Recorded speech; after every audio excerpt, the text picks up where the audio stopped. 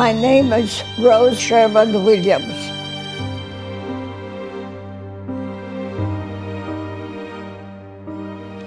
I was born in Radom, Poland on June the 10th, 1927.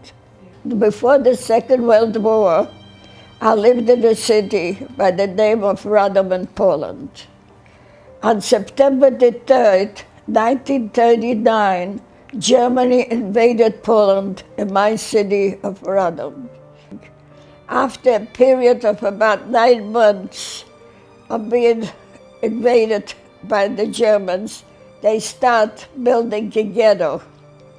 The street where we lived did not belong to the ghetto, and so we got a letter from City Hall in 1 hour to leave our home. Can you imagine if you had to leave your home in 1 hour? What would you take first? It was such a distraught situation. When we got to the ghetto, we didn't even have a room allotted. They gave us an empty basement. Oh my God, no heat, no water, no toilets. Life in the ghetto was nothing but hunger and sickness continuously.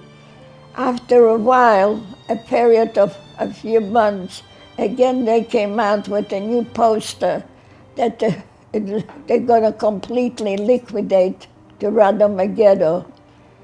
As we were standing in a line of 5, my grandmother was holding my hand, and she looked over to the right, and she saw that a German was pulling out children from mother's arms, months old, years old, and the mother not wanting to give up the child, and so they would shoot the mother and throw the children on the rocks. And when my grandmother saw that, she loosened my hand and started running.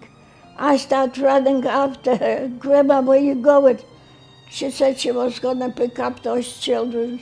And I said, Grandma, don't you realize what's going on? And please, let's go back in line. A German noticed the commotion when I was trying to pull my grandmother back into line. When he came over, said, what's going on here? I said, nothing, sir, nothing, sir. He turned his rifle around. He hit me really hard. I still have a bald spot on the middle of my head. Hair never grew back. And the next thing I heard was a shot. He had shot my grandmother. It took me many, many years to block out that vision from my mind. After that episode, we were completely separated. That was August the 6th, 1942. I was completely separated from my family, not knowing if anyone was still alive. I was all alone, sent to an ammunition factory, still in Poland, by the name of Pionki. While working there, the pain was so great. I was already at that time 14 years old, but still continuously cried. It was the end of 43 and beginning already of 1944.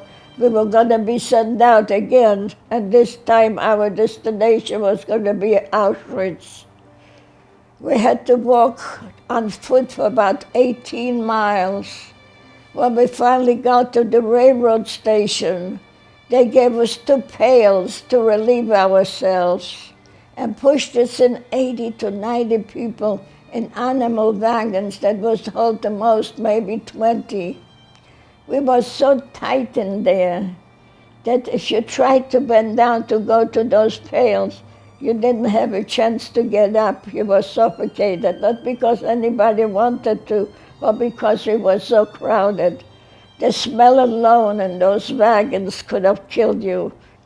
I got so disappointed with myself, I started losing faith, in spite of Elsie trying to help me so much.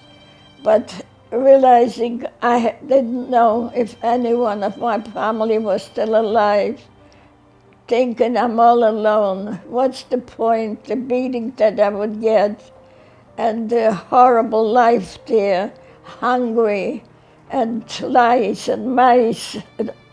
I decided one day, every few days, while we were staying in a coal roll, I decided, maybe I better go to the crematorium. As we arrived, and after they took our shoes away, they pushed us all to showers. After we were showered, all women's hair was cut, and they tattooed us.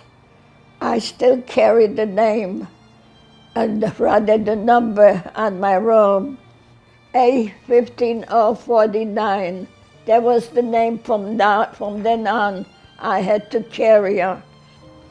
Every few days, a doctor by the name of Mengele would go through our lines with a long stick, taking out the people who he felt to the left that wouldn't be able to work anymore. Or with the stick to the right, he would pick the people who still decided that they could live. And the German went through Dr. Mengele with that stick. When it got to me, he pushed me to the right. I didn't say nothing. I lifted my arm. I said, "Please, sir, can I go to the left?" He didn't look at my feet or my legs. He looked at my face. And he said, "You're still young. You still can live." One day, as I was lifting those stones, somebody pushed a little paper in my hand. I tried to see who it was, but it disappeared. I didn't even know who it was. When I got a chance to look, I said, "Oh my God," my little sister had worked in an agricultural field, had survived and was already in Auschwitz a few months. It's almost impossible for me to describe you that night. We kissed, we hugged, we promised each other we're never going to be separated again. And my whole attitude in believing God became so much stronger. I didn't want to die, I wanted to live. I had a sibling, I had my sister, and so my desire was so strong to live now. And my belief in God became very, very strong. When we arrived in Bergen-Belsen, when they opened the wagons, all you could see is corpses, left or right. Food whenever they felt like it. No water, only 2 hours. If you were lucky enough and got some, somebody knocked it out because people continuously pushed towards the lines. It's just unbelievable to have lived it. I myself who have did, and I can't believe in the world how I survived. After, thank God, only a few months, a big tank drove into our camp, claiming they're English, and in all different languages announcing they're our liberators. I was supposed to go to Seattle, Washington from the organization. They were going to send me to school and then later on maybe teach me a trade.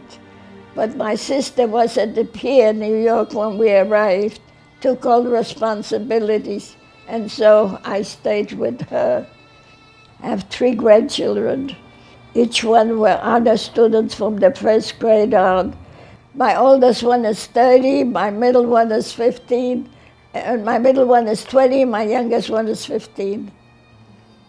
And I just love them dearly, and they love me very, very, very much. I hope what happened to me never happens again. We lost 6 million people, 1.5 million children, and 5 million of different nations. Let's hope it never happens again.